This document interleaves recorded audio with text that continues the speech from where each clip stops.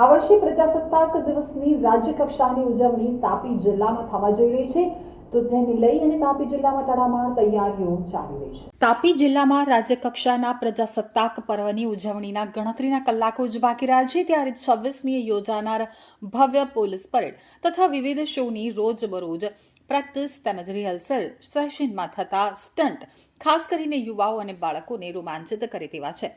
તો દિલ્હી સહિત દેશભરમાં 76મા પ્રજાસત્તાક પર્વની ભવ્ય ઉજવણી કરાશે, ત્યારે ગુજરાતમાં આગામી 26મી જાન્યુઆરીએ રાજ્યકક્ષાની ઉજવણી તાપી ખાતે યોજવામાં આવશે. આ પ્રસંગે રાજ્યપાલના હસ્તે અને મુખ્યમંત્રીશ્રીની ઉપસ્થિતિમાં ધ્વજવંદન સમારોહ કરવામાં આવશે, જ્યારે ગુજરાત વિધાનસભાના અધ્યક્ષ, ઉપાધ્યક્ષ, રાજ્યકક્ષાના મંત્રીઓ અને કલેક્ટરોના અધ્યક્ષ સ્થાને વિવિધ જિલ્લામાં ધ્વજવંદન સમારોહ યોજાશે. તો ચાલો જાણીએ રાજ્યના વિવિધ જિલ્લા મથકોએ કયા મંત્રી ધ્વજવંદન કરશે.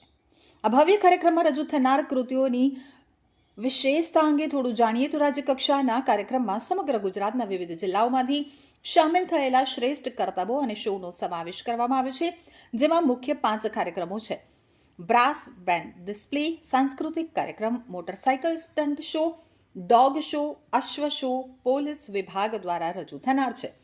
તો બ્રાસ બેન્ડ ડિસ્પ્લેની ટીમ તાજેતરમાં ઓલ ઇન્ડિયા પોલીસ બેન્ડ કોમ્પિટિશનમાં નાગાલેન્ડ ખાતે ભાગ લઈ ગુજરાત પોલીસનું નામ સમગ્ર દેશમાં રોશન કર્યું છે.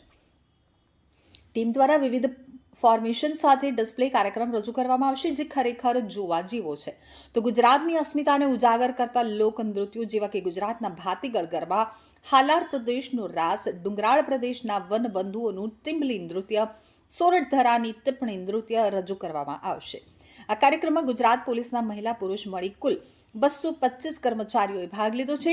નૃત્યોનું સંગીત, ડ્રેસ કોડ અને વિવિધ ફોર્મેશન સૌમાં જોશ જગાડે છે.